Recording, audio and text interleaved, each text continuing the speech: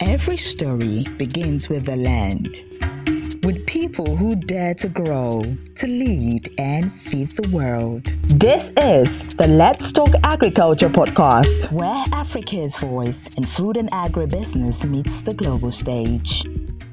Welcome to the Let's Talk Agriculture podcast. My name is Sharon. I'm the founder of Let's Talk Agriculture Advisory, and of course, the host of this amazing podcast you're listening to. Anytime I get the opportunity to record a solo episode, I really appreciate it because I've been so caught up interviewing and speaking with leaders across the agriculture and food system sector that I don't always get the chance to share what we've been building, what we do, and some of the things I've been thinking about. So today, I just want to talk. Okay, so now you've probably seen the title of this episode and you're probably wondering, missing infrastructure? Sharon, what are you talking about? Are you talking about logistics, roads, finance, storage? No, that's not what I'm talking about today. And you may agree or disagree with me, and that's completely fine. But I genuinely believe that one of the missing infrastructures behind African agriculture today is communication. Yes, I said it's communication. Now, before you decide to leave this episode right now, I know that before you start thinking I'm talking about social media marketing or posting on LinkedIn, that's not where I'm going, please. I'm talking about something much bigger. Okay? So let's talk. Now, when I say communication, the first thing that probably comes to mind is social media. I mean, for many people, that's the first thing that comes to mind when we say communication. And honestly, I don't blame you, trust me, because you see, over the years, communication has almost become synonymous with social media management, marketing, publicity, and all of that.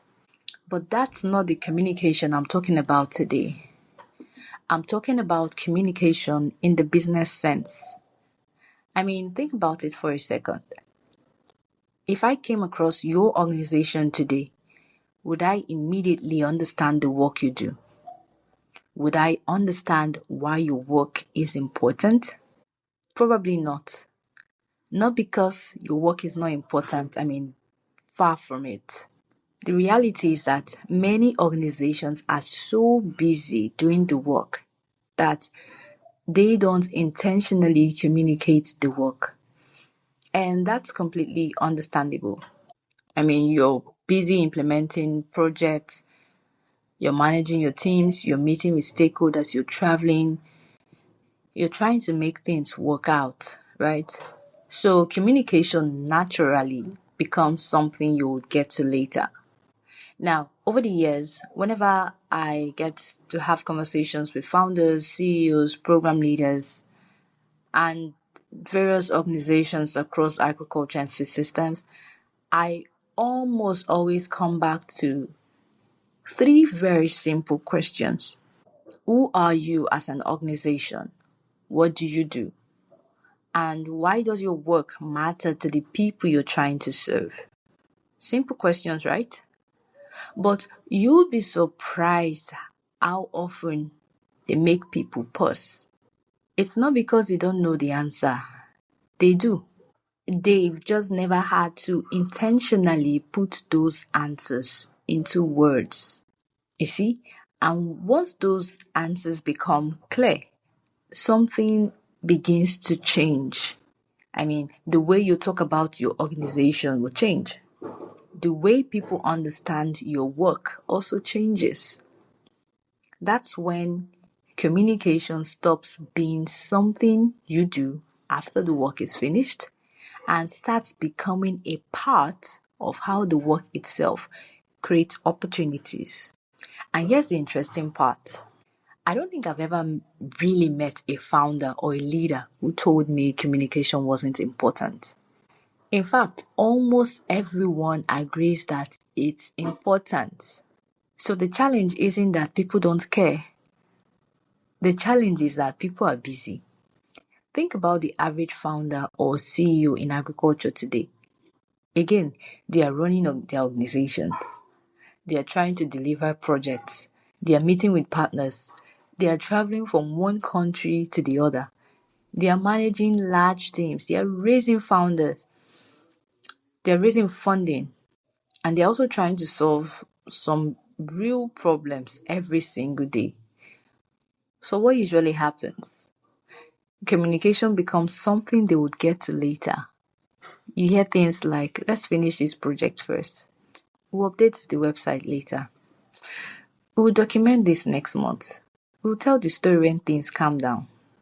Listen, things hardly ever calm down. There is always another project, another meeting, another proposal, another trip, and before you know it, months have gone by, and sometimes even years.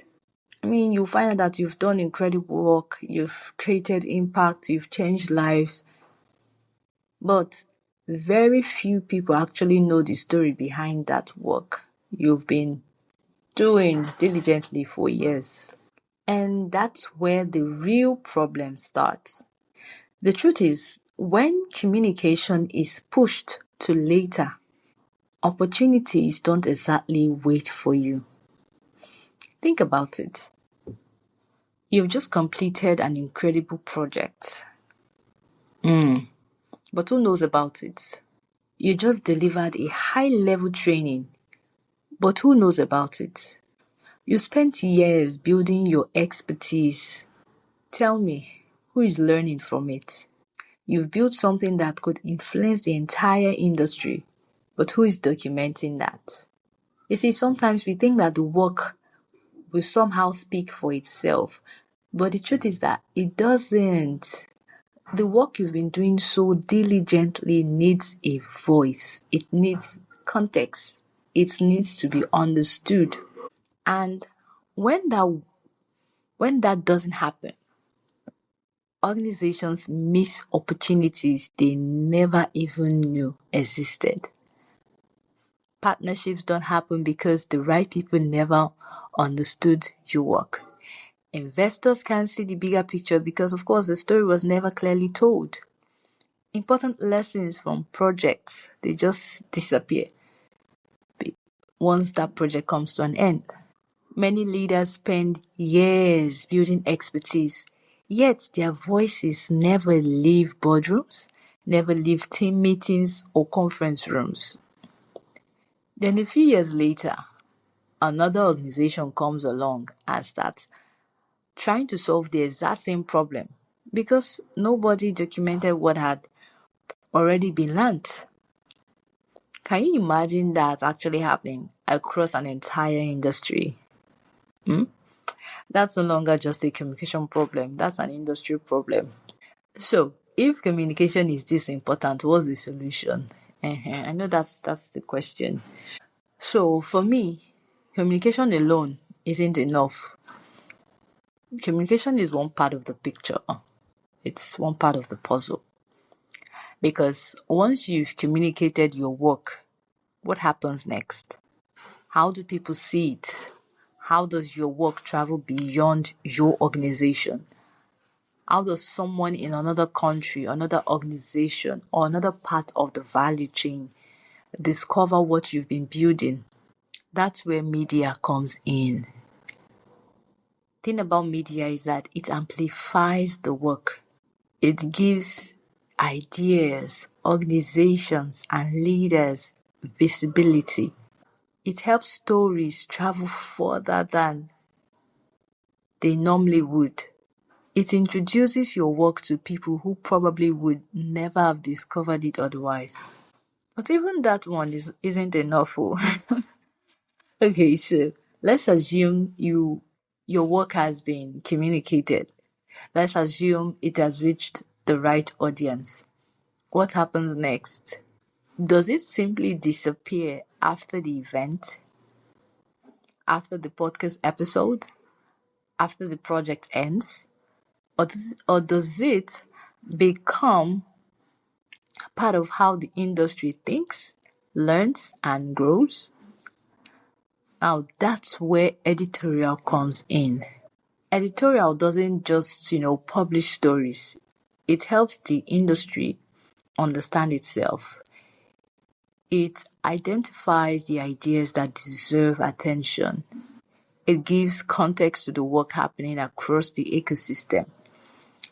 It shines light on organizations, founders, and innovations that are shaping the future. It challenges ideas. It captures lessons. And it creates something the industry can keep learning from long after the project has ended. So, when I think about African agriculture, I don't just think about communication. I think about communication, I think about media, and I think about editorial. Not as three separate things, but as three connected systems. Communication helps people understand your work. Media amplifies that work. Editorial helps the industry understand the work, recognize why it matters, and build on it. And when those three systems begin to work together, something very interesting happens, right? Because industry doesn't just communicate anymore, it learns, it remembers, and it grows. So, if you've been wondering why I'm even talking about communication, media, and editorial, the truth is that this is something I've thought about for a very long time. And the more I spoke with founders, executives, and organizations across agriculture, the more I realized these weren't separate gaps. They were all connected. One organization was doing incredible work, but nobody understood it. Another organization had an amazing story, but it wasn't reaching the right people. Then I'll come across ideas, lessons, and experiences that should have shaped the industry, but they were gone because somehow nobody captured them. That's when it started to make sense to me, right? Because you see, communication helps people understand the work again. Media amplifies the work. Editorial helps the industry to recognize the work, learn from it, and build on it. And that is exactly why we built Let's Talk Agriculture Advisory around those three connected systems. And trust me, it wasn't because it felt good to do it I beg. But because we genuinely believe African agriculture deserves that kind of infrastructure. The work happening across this continent is too important to remain invisible. I mean, the stories are just too important to go untold. The lessons are far too valuable to disappear. So, I'll leave you with this today. If your organization disappeared tomorrow, what story would remain? Would people remember your work? Would they understand the impact you've made? Would someone be able to build on what you've already started? Just think about it. I mean, it's just something for you to think about, really. Thank you so much for listening, and I will see you in the next episode. That is, if I get the chance to sit in the recording studio alone again. Like I always say, I'm usually busy interviewing founders, executives, and leaders across agriculture and food systems. So don't be too angry with me, okay? You never know. I might just be back with another heart to heart conversation like this one. But before you go, please don't forget to subscribe and share this episode with someone who needs to hear it. And if there's a topic you'd like me to explore, on a future solo episode or even a broader African agriculture discussion. I would genuinely love to hear from you. So just send me a note at podcast@letstalkagriculture.com. Additionally, we are also thinking about building the LTA network, a space for people across agriculture and food systems to connect, learn, and grow together.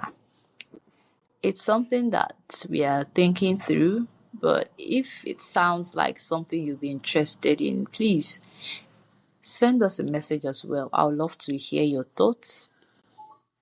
And finally, if you'd like to collaborate with us through LTA Forum, whether it's podcasts, sector dialogues, executive interviews, media collaboration, or anything in between, send us an email at podcast@letstalkagriculture.com. We'll be happy to explore it with you. Until next time, take care. You have been listening to the Let's Talk Agriculture podcast, a production of LTA Studio. Keep the conversation growing. Follow and share wherever you get your podcasts.